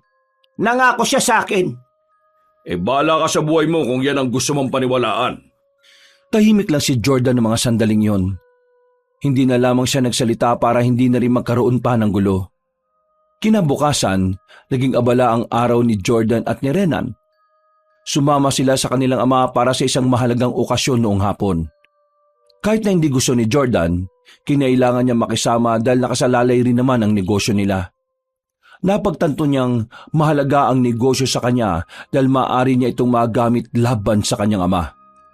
Dakong 6:00 ng gabi, nagsimula ang okasyon. Sosyala ng mga tao sa loob ng venue. Habang ang lalaking si Jordan ay mas piniling tumambay na muna sa labas. Kaya naman hindi na rin nakatiis ang kanyang kapatid na si Renan. Sinamahan na rin siya nito. Gusto ko makausap si Paloma. Gusto kong humingi ng tawad sa lahat ng mga nangyari. Kung hindi ko siya niyayang mag-inom sa ilog, wala sanang ganito Hindi sana siya napagsamantalahan. Wala ka namang kasalanan, kuya. Ginawa mo lang naman yun para mapasaya siya, di ba? Sana makita ko na lang siya. Huminga na lamang na malalim ang binatang si Jordan. Maya-maya pa ay pumasok na lamang sila sa loob. Makalipas lang naman ang 2 oras, nagyaya na ring umuwi ang kanilang ama. Iritado na ito dahil sa dami ng tao na kumakausap sa kanya. Nakakaba na sa mga tao sa loob. Hindi man nila ako kilala. Bakit kung kausapin nila ako parang binabata-bata lang nila ako? Bullshit! Ano po bang nangyari pa? Tanong ka pa ng tanong. Hindi nyo alam kasi kung saan naman kayo nagpupunta kanina Isa pa kayo, mga inutil! Hinawakan ni Renan ng balikat ni Jordan para hindi na ito sumabat pa sa sinabi ng kanilang ama. Habang nasa kalagitnaan sila ng biyahe, biglang prumeno ng malakas ang kanilang driver. Nagalit naman agad ang matandang lalaki. Hoy! Ano mo ginagawa mo? Hindi ka ba marunong magmaneho? Binabayaran kita hindi para maging tanga, ha? Binatukan ni Don Apong ang kanyang driver. Magsasalita pa sana ang driver pero nakita na lang nila sa labas na meron ng malaking aso sa tapat. Nakaharang ito sa kanilang daraanan. Lintik na aso! Bakit ganyan kalaki sira ulong aso na yan? Sagasabo na nga! Hindi makapagsalita ang driver nila. Para itong nanigas na sa takot. Sira ulo ka ba? Sabi ko sagasaan mo eh! Binatukan niya ulit ito at saka lamang ito natauhan. Pinahururot nito ang sasakyan palapit sa aso. Pero mabilis na nakailag ang asong yon. Sa mga oras na yon ay alam ni Jordan at Renan na ang asong yon ay si Paloma. Kaya hindi nila maiwasang hindi kabahan. Alam nila kung ano ang maaaring mangyari. Buong akala nila ay tinigilan na sila ng aso.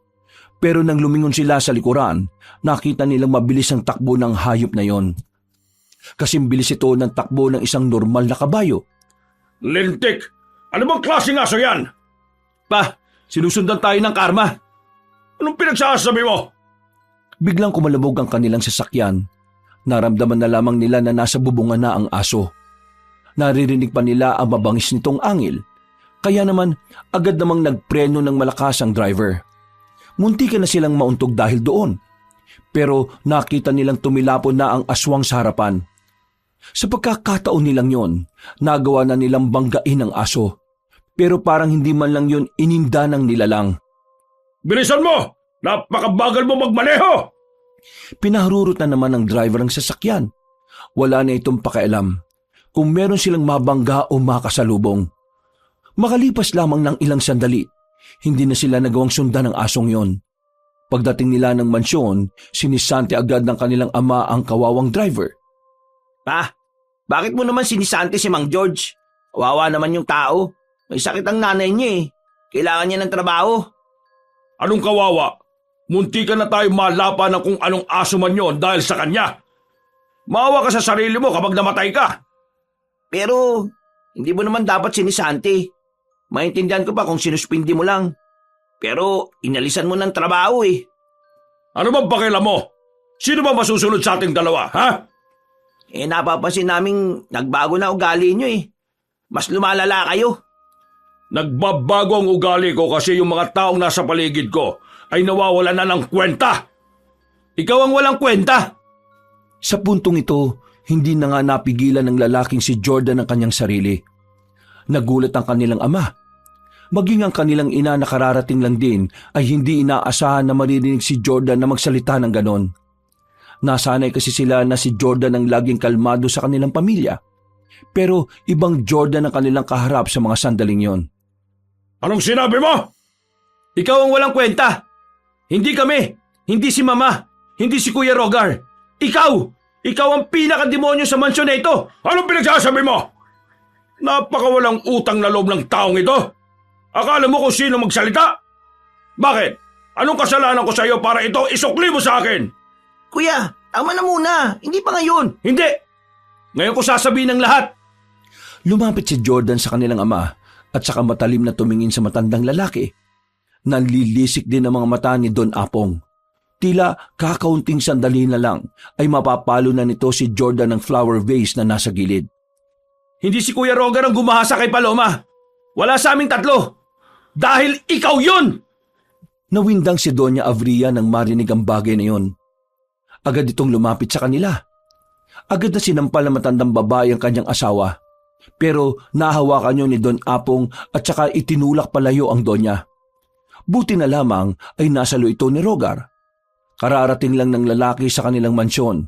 Kaya naman biglang nag-init ang ulo ni Don Apong. Ang kapal ng mukha mo itulak si Mama! Ikaw! Ayan! Siya! Siya ang gumahasa kay Paloma!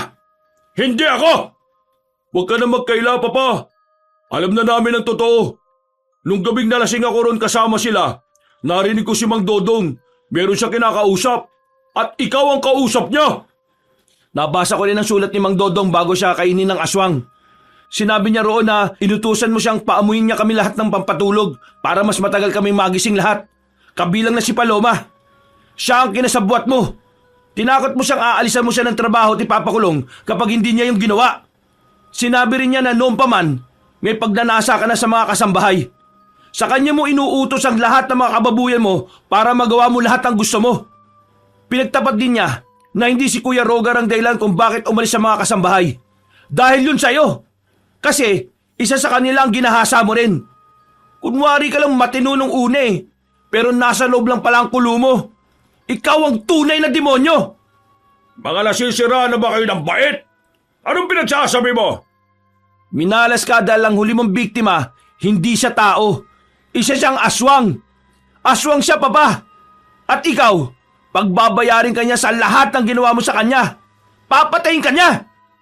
Walang iya ka. Hindi ko inakala na ganito na kalala ang ugali mo. Noong una, pinalampas ko lahat ng kasamaan mo. Ang pandaraya mo sa mga investors mo. Ang pagbabanta mo sa mga pamilyang inagawan mo ng lupa. Pero itong pananamantala mo sa kawawang kasambahay, hindi na kita masisikmura, Apolinario! Isuko mo na sarili mo bago pa mahuli ang lahat. Kung talagang may natitira pang konsyensya, ano ngayon? Ha? Ano ngayon kung ginawa ko yon? Mayaman ako. Kilala ako. Makapangyarihan. May impluwensya. Lahat kaya kong gawin. Mga basura lang naman ang pinaglaruan ko Wala akong pakialam. Bakit? Tingin niyo ba may maniniwala sa sasabihin niyo? Wala! Grabe ka, Papa! Sa halip na makonsensya ka, parang proud na proud ka ba? Sabi mo yan sa huli mong biktima na aswang. Tingnan lang natin kung hindi manginig ang tuhod mo. Biglang sumenya sa matandang lalaki sa isa nitong tauhan na nakatayo. Mga ilang sandali lang, lumapit ang mga lalaki sa kanila. Papalag na sana si Rogar pero bigla itong sinuntok ng isang lalaki. Ano to, Apong? Pamilya mo kami! Makakasira kayo sa imahe ko. Kaya pasensyahan na tayo. Kailangan ko kayong itago. Kahit na kailan talaga, kasangkapan lang ang tingin mo sa sarili mong pamilya eh. Lumabas din ang tunay mong kulay.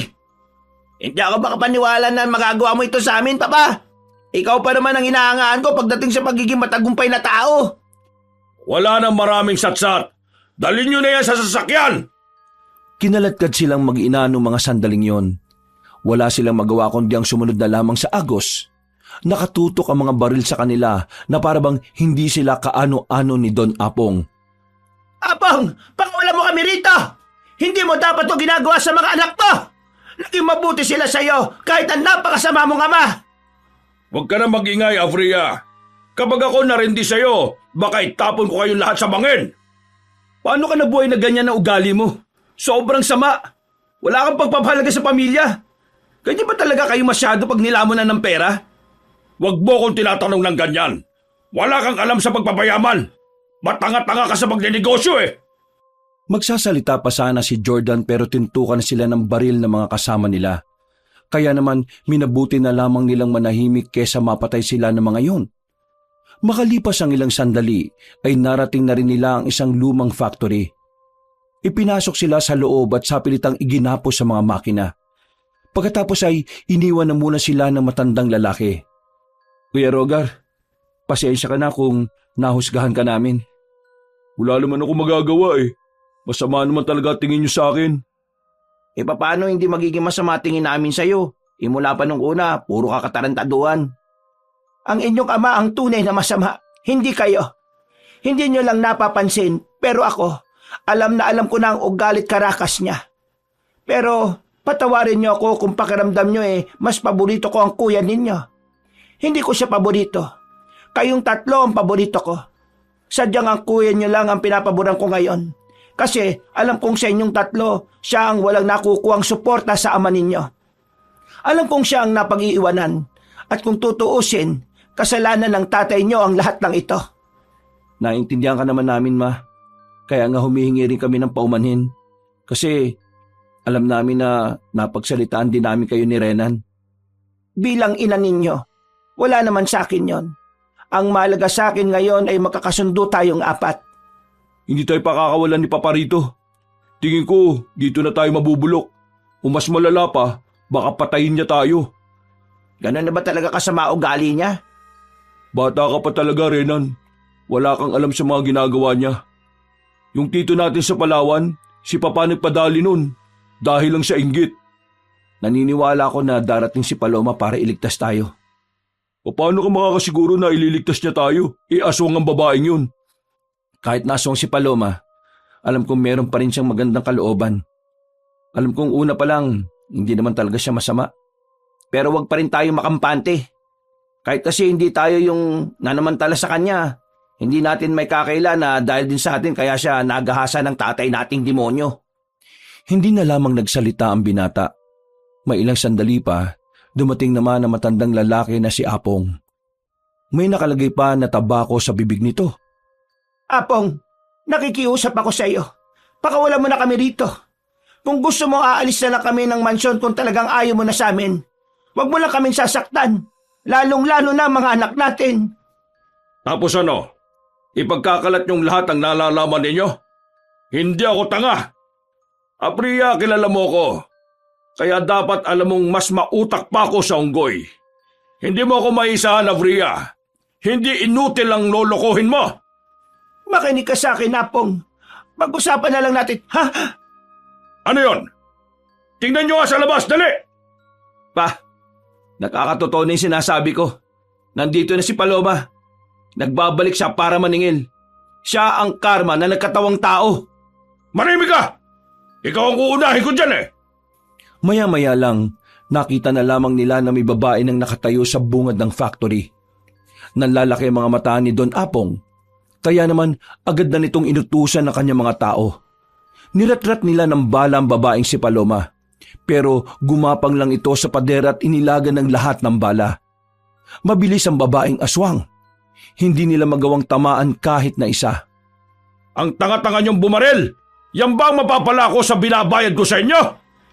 Hindi nagtagal, nagawa na rin makalapit ng aswang sa kanila. Inisa-isang hilahin at pagpapatayin ng mga tauhan ng Don. Nagtalsikan ng mga dugo sa kung saan-saan. Brutal ang ginawa ni Paloma sa kanila. Mga tanga! Ako na nga! Mga inutil talaga mga taong ito! Kinuha ni Don Apong ang baril at ito na ang bumirada. Pero hindi rin ito magawang makatama. Hanggang sa maubos na ang bala nilang lahat. Subukan mong lumapit, babae ka! Patay ka! Naglabas ang patalim ang matandang lalaki, pero hindi man lang nasindak ang babaeng si Paloma. Don Apong, tatapusin ko na ang kahayupan mo. Para ito sa mga pinagsamantalahan mo. Iatid na kita sa impyerno!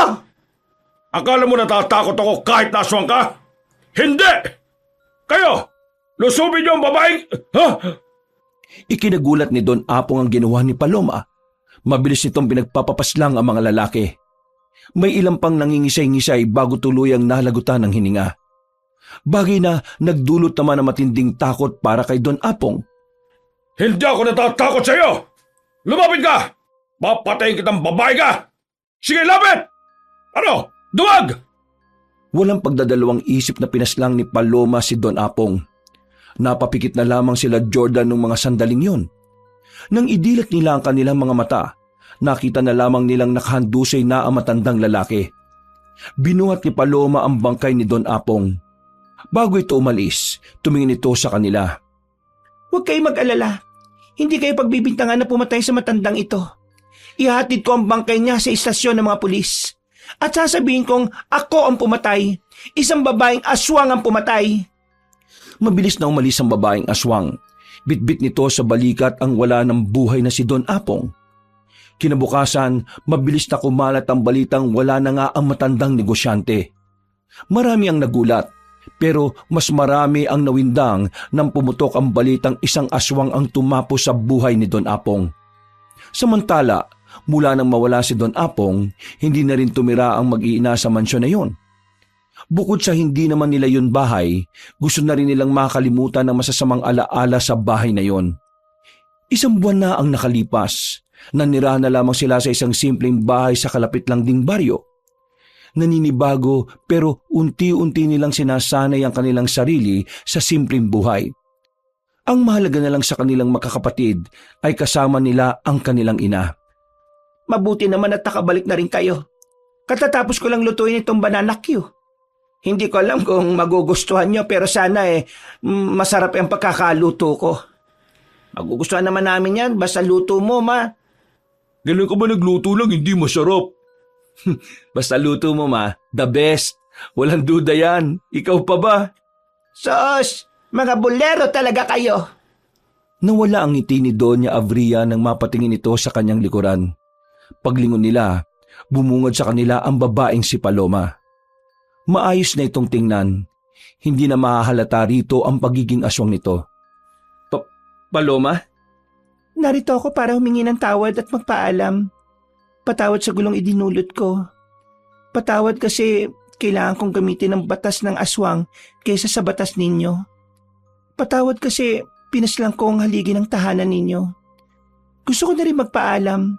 Wala na akong dahilan pa para makisama sa inyo. Hindi ko kaya makasama ang mga taong may koneksyon sa taong gumahasa sa akin at sa taong pinatay ko. Bukod doon, isa akong aswang. Iba ang mundo ko sa mundo ninyo. Kaya paalam at salamat sa pagtanggap nyo sa akin. Paloma? Sandali lang. Hinawakan ni Jordan ang kamay ng babae. Sandali niya itong niyakap. Kami ang dapat tumingi ng tawad. Alam kong kasuklam-suklam at walang kapatawaran ang ginawa ng tatay namin. Kaya patawad. Patawad sa lahat ng nangyari, Paloma. Kung hindi man matuloy kung ano man ang namamagitan sa atin, hiling ko na lang sana huwag mo akong kalimutan. Masaya na akong malaman na naaalala mo ko palagi. Ngumiti na lamang ng mapait si Paloma sa kanila. Pagkatapos ng pag-uusap na yon, ay umalis na rin ang dalaga. Sa mga sumunod na araw, nalaman na lamang nilang sumuko si Paloma sa mga pulis para sa nagawa niyang pagpatay. At dahil aswang ang dalaga, sa ibang kulungan ito inilagay. Walang kasiguraduhan kung kailan lalaya ang babae, pero isa lang ang alam ni Jordan. Kahit na gaano pa katagal ang hintayin niya, handa siyang maghintay. Dahil para sa kanya, wala siyang pakialam kung anong klaseng nilalang si Paloma. Alam niyang mabuti ang kalooban nito, kaya kahit na kailan ay hinding-hindi magbabago ang kanyang pagtingin dito. Sa ngayon, namumuhay ng mapayapa ang kanilang pamilya. Hindi man niya magawang dalawin ng dalaga, araw-araw naman niyang isinasama sa dasal si Paloma. Araw-araw niyang dinarasal na sana dumating ang araw na paggising niya isang umaga ay kasama na niya ang kanyang minamahal. Wakas,